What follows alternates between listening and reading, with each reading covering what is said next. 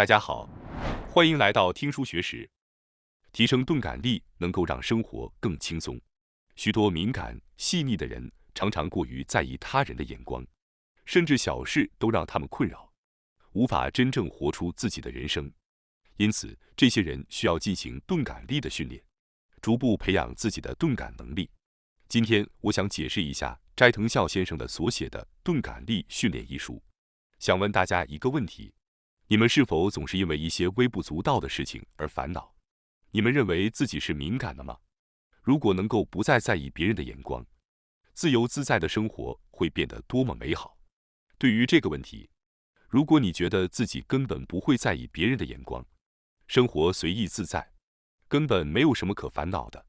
但是如果你认为自己是一个细腻、严谨、敏感的人，渴望更加自由、更加轻松的生活，我希望你能够花些时间观看这个视频。认为自己太细腻、太敏感、太过在意的人并不止你一个。社会上有一类被称为过敏症的人，近来也被称为高度敏感人群，英文简称为 HSP。据统计，大约有1/5的人被认为拥有这种天生非常敏感的特质，这个比例相当高。所以，即使你觉得自己符合这个描述，也不奇怪。此外，即使不到高度敏感的程度，也有很多人会过于在意小事，或者过于担心别人的看法而无法自由的生活。这样的人基本上都是善良的人。总的来说，他们具有高度的共情能力，不想被别人讨厌。很多人可能认为，过于敏感的人如果能更加大胆、更加不拘小节的生活，会更加轻松愉快。事实上，这种生活方式是可能的。现在的你可以改变过于敏感的自己，更加勇敢、更加自由地生活下去。那么，要实现这一点，该怎么做呢？答案就是养成钝感的习惯，可以说是在心灵上培养钝感的力量。我们需要练习不过分在意的习惯。通过练习，我们可以更好地变得钝感。过于细腻的人通过变得钝感，日常生活中的各种压力都会减轻。这本书具体介绍了在不同场景下如何不去在意而继续前行，是一本非常实用的书籍。那么，让我们一起深入了解这本书的内容吧。今天的内容如下所示：第一章，提高钝感力能让人生活更轻松。第二章解释如何进行钝感力训练。现在，让我们从如何通过提高钝感力来轻松生活开始解说吧。对于那些细腻、敏感的人来说，确实会遇到一些困扰，你或许也有类似的经历吧。比如，细腻的人常常会陷入过度思考而无法向前推进，导致工作进展缓慢，不知道如何有效地分配精力，不清楚应该关注哪些事情，应该为何努力。这些都会导致过于关注细节而带来负面影响。在工作中，一直在担心昨天对某人说的那句话会不会让对方讨厌自己。为什么对方还没回复信息？是不是自己做错了什么？这些琐碎的想法会分散注意力，无法集中精力，从而无法推进工作。此外，在工作中只关注细枝末节而忽略重要事物的敏感人也很常见。这时候，重要的不是过分关注细节，而是要调整心态，将注意力集中在重要的事情上。自我提醒不要过于纠结自己是否太细腻，而是应该把精力集中在真正重要的地方，带着速度感一直走到最后，坚持到底，找出当前最重要的任务，并全力以赴。简而言之，要看重本质而不是琐碎细节，这样才能在工作中不被细节所困扰，从而顺利推进。此外，对于那些细腻、敏感的人来说，过度担心别人的看法可能会影响他们的社交能力，使他们无法轻松地进行闲谈。细腻的人通常会过于在意他人的想法，这也是一个大问题。除此之外，细腻、敏感的人常常害怕在众人面前出丑，不愿意展现自己。然而，这些问题可以通过训练得到有效改善。据说，作者在担任英语教师志愿者的课堂上，进行了一项活动，让学生将自己喜欢的日语歌曲翻译成英语，并在全班面前逐个演唱。当然，一开始很多人对此不情愿，但实际上，一旦开始进行，课堂氛围就会完全改变。有人称起初感到厌烦，但后来觉得十分有趣。学生们觉得自己仿佛突破了心理障碍，就像壳被打破了一样。通过为每个人提供在众人面前演讲的机会，可以帮助他们克服自己的弱点，变得更加坚强。经验是非常重要的，它有助于消除恐惧。为了打破心理障碍，需要一些触发机制，而过度担心和敏感往往是由于缺乏经验而产生的。一旦经历过，就会发现其实并不可怕，就像第一次尝试品尝红酒一样，经历过之后，就会觉得并不是那么可怕，甚至可能觉得没有想象中那么严重。对于那些细腻敏感的人来说，害怕他人的目光、评价和批判是一种常见的困扰。在当今社会，人们相互评头论足、相互评价的趋势变得越来越严苛，这样的社会环境也让人感到不安。因此，对于敏感的人来说，产生这种担忧并不奇怪。然而，这些人需要记住，其他人并不像他们想的那样关注自己。存在主义哲学家让·保罗·萨特曾说过，人类处于他人的凝视之地狱中。那些过于关注自己、过度思考的人，听到萨特的这番话，可能会深有感触。作者认为，他人并不如他们想象的那样关注自己。敏感的人需要重新审视他们对于被他人关注的感觉是否合理，以及这种感觉是否真实存在。他们需要冷静地反思这种羞耻感是否有意义，是否是真实的，以及是否值得如此在意。在过去的探讨中，我们发现许多敏感的人往往陷入过度思考而无法向前迈进，导致工作进展缓慢，或者由于过于在意他人的反应而无法进行轻松的闲聊，甚至因为害怕出丑而不敢在人前露面。这些人需要像本书所建议的那样，进行不过分在意的训练。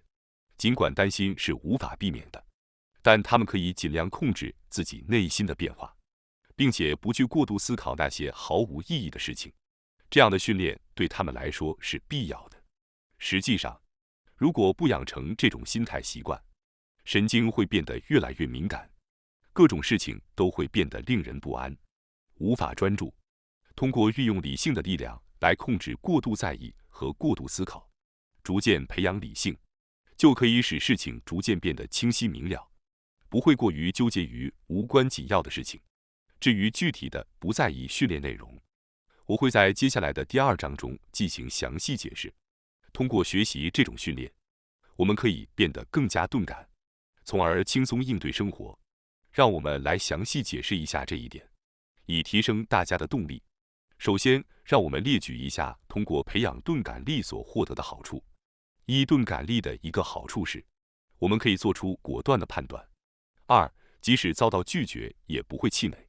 3，我们可以接受他人的批评而不受情绪影响。4，从中修正选择，使生活更加美好。接下来，我会逐一解释这些好处，希望大家能够理解。首先要说的是钝感所带来的好处之一。能够做出果断的判断。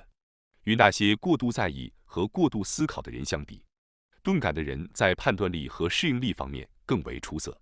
作者指出，过度思考会导致犹豫不决，思考过度会导致疲劳积累，无法入眠，结果可能会导致判断力下降。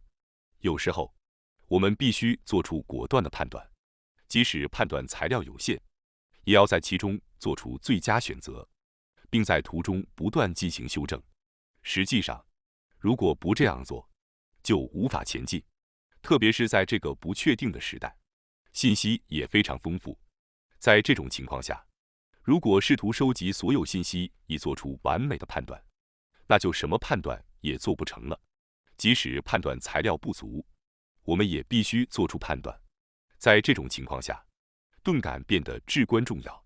钝感的好处在于，我们不会过于听取他人的意见，不会受到他人评论的影响，因此受伤的可能性较小，前进的动力也不易丧失。接下来，我将详细解释第2个好处，即使被拒绝也不气馁。首先要尝试先行动后思考，这种行为需要有钝感力才能做到，这表现了积极思考的开放性。即使被拒绝，也不应该感到气馁，尽管这可能听起来很困难，但实际上，这取决于我们的态度和应对方式。被拒绝并不是借口，而是一种方法，一种能够避免双方受伤的优秀方式。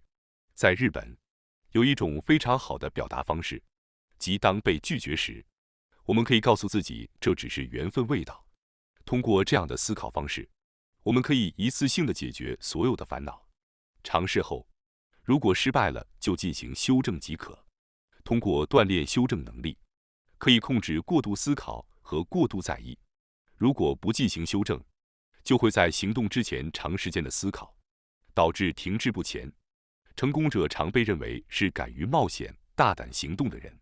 在某种程度上，正是因为他们具有钝感，才能够勇于冒险并取得成功。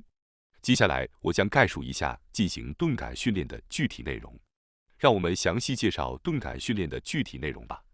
首先，我们列举一下钝感训练的项目。钝感训练一：不对他人抱有任何期待。2. 从追求完美或理想主义到接受60分主义。3. 停止成为一个好人，开始变得随意。4. 设立志向后，放下他人的眼光。5. 认识到焦虑和担忧实际上并没有发生，不需要过于在意这些事情。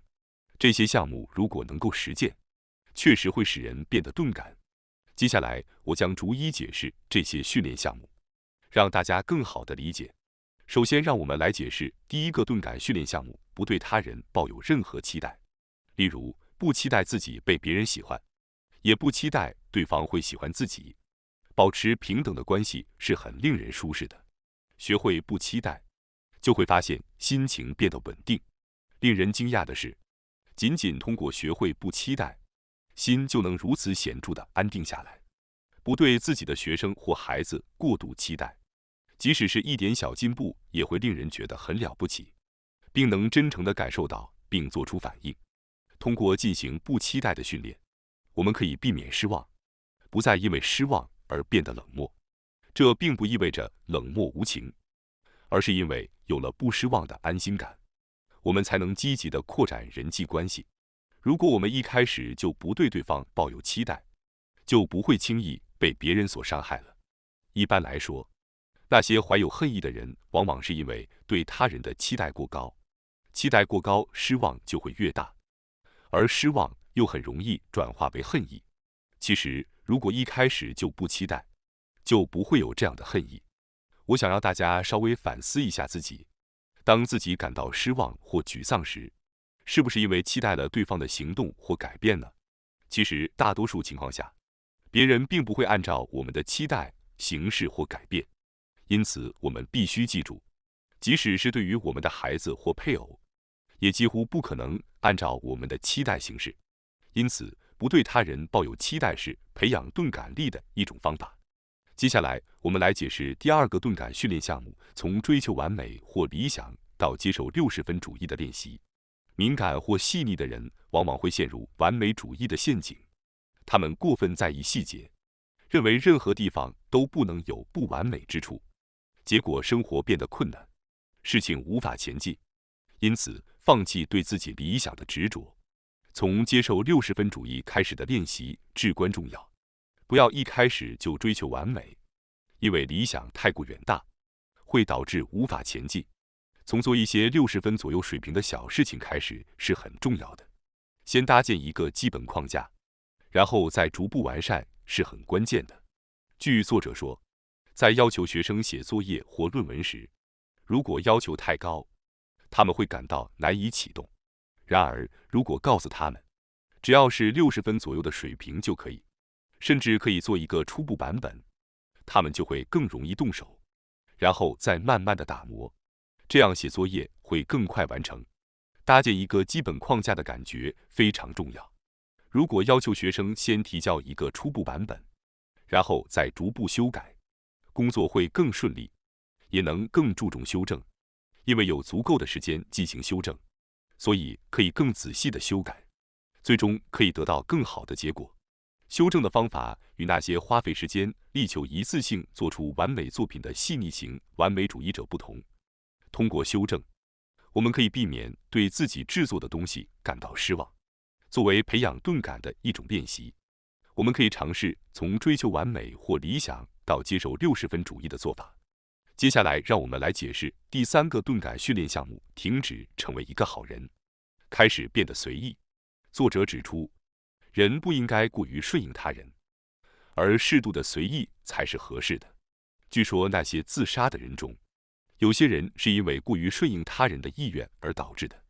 过度敏感并迎合他人意愿的人，最终会感到疲惫不堪。我认为，好人往往是那些过于顺应他人、过于细腻的人。如果太过迎合他人，就会逐渐感到疲惫，为了讨好他人而过度努力，试图避免与他人产生冲突。这种心态可能会带来危险。因此，作者经常说，适度的随意是最好的。所谓的适度，指的是不要勉强自己去做一些超出自己能力范围的事情。在人际关系中，保持适当的距离感至关重要。对于不太擅长参加聚会的人来说，每次参加1次可能还好，但连续参加3次或更多次后，压力明显增加，感觉非常疲惫。为了在人际交往中保持适当的态度，我们需要设定一定的忍耐标准，并正确运用距离感，不要试图向所有人展示自己。过于敏感的人需要稍微钝感一些。重要的是，不要过度追求成为一个好人，也不要过分地试图给别人留下好印象。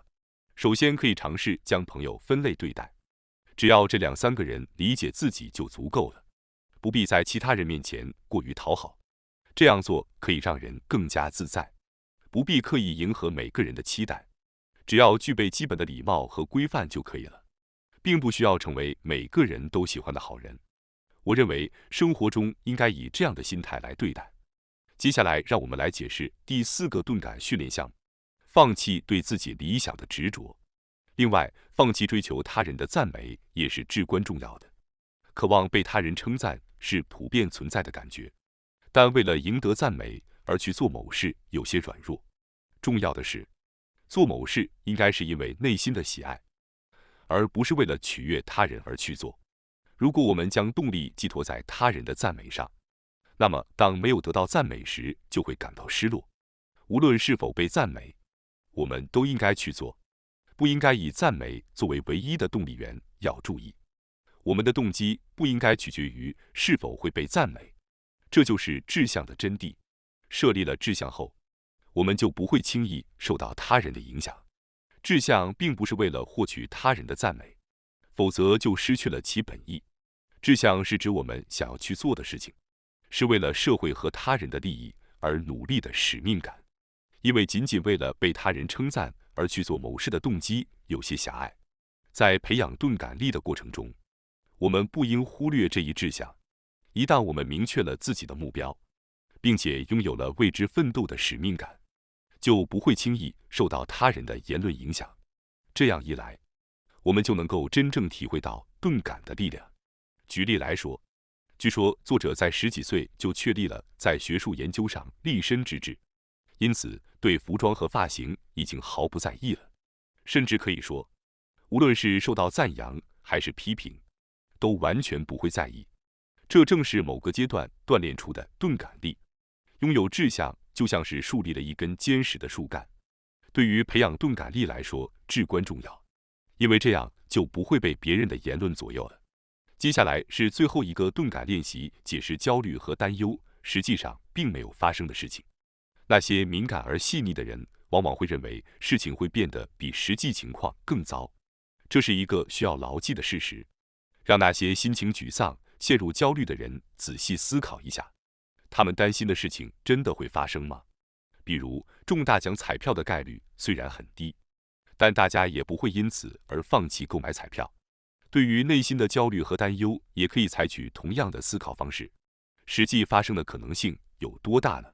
重要的事情可以通过统计思维来考虑，比如航空事故或坠机事故的发生概率非常低。的确，一旦发生重大灾难，可能会带来巨大的影响，但从计算的角度来看，并不值得太过担心。此外，虽然陨石坠落确实让人担忧，但其发生的概率也是极低的。你现在心中所抱有的模糊不安和担忧，实际上有多大的可能性呢？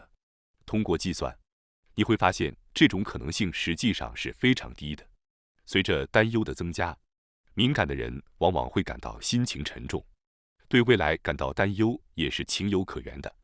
但这时候可以冷静地计算一下概率，比如，如果概率是1/1000这样的话，就可以放心地忽略了。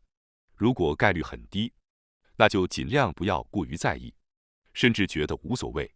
另外，如果事情不是很重要，那就索性不要太过在意。心情焦虑的人与他人交谈时，往往会发现自己担心的事情并不是想象中那么糟糕。在这种情况下，最好就是放下一切，松口气，让无所谓成为口头禅。通过这种练习来减少担忧，只要把无所谓当成口头禅，就可以减少烦恼。对于未来的担忧是没有止境的，因为未来的事情很难预料。但是我们可以专注于眼前能做的事情，克服眼前的问题，这样一来就能逐渐摆脱担忧的无限循环。大家对此有何感想呢？